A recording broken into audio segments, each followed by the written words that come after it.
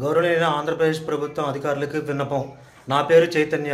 మా ఇల్లు ఇక్కడ వైఎస్ఆర్ కాలనీ జంక్షన్ నుంచి ఔటర్ రింగ్ రోడ్ కొత్త కన్స్ట్రక్ట్ అవుతున్న ఫ్లైఓవర్ మధ్యలో ఉంది.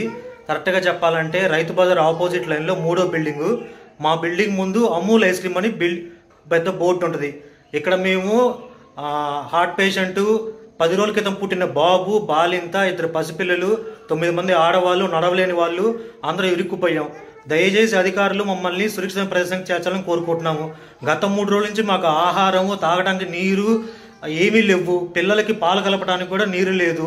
ఎంతో మందికి అధికారులకి నేను వాట్సాప్లో మెసేజ్ చేశాను, కాల్ చేశాను. మొబైల్ నా స్విచ్ ఆఫ్ అయిపోయే పరిస్థితి వచ్చేసింది. దయచేసి వీళ్ళని తొందరగా అధికారులు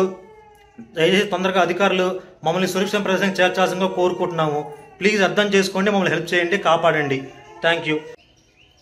గౌరవనీయ ఆంధ్రప్రదేశ్ ప్రభుత్వం అధికారులకు విన్నపం. నా పేరు చైతన్య. మా ఇల్లు ఇక్కడ వైఎస్ఆర్ కాలనీ జంక్షన్ నుంచి ఔటర్ రింగ్ రోడ్ కొత్త కన్స్ట్రక్ట్ అవుతున్న ఫ్లైఓవర్ మధ్యలో ఉంది. కరెక్ట్గా చెప్పాలంటే రైతు బజార్ ఆపోజిట్ లైన్లో 3వ బిల్డింగు. మా బిల్డింగ్ ముందు అమూల్ ఐస్ క్రీమ్ అని పెద్ద బోర్డు ఉంటుంది. ఇక్కడ మేము హార్ట్ పేషెంటు, 10 రోజుల క్రితం పుట్టిన బాబు, బాలింత, 2 పసిపిల్లలు, 9 మంది ఆడవాళ్ళు, నడవలేని వాళ్ళు అందరూ ఇరుక్కుపోయాం. దయచేసి అధికారులు మమ్మల్ని సురక్షిత ప్రదేశానికి చేర్చాలని కోరుకుంటున్నాము.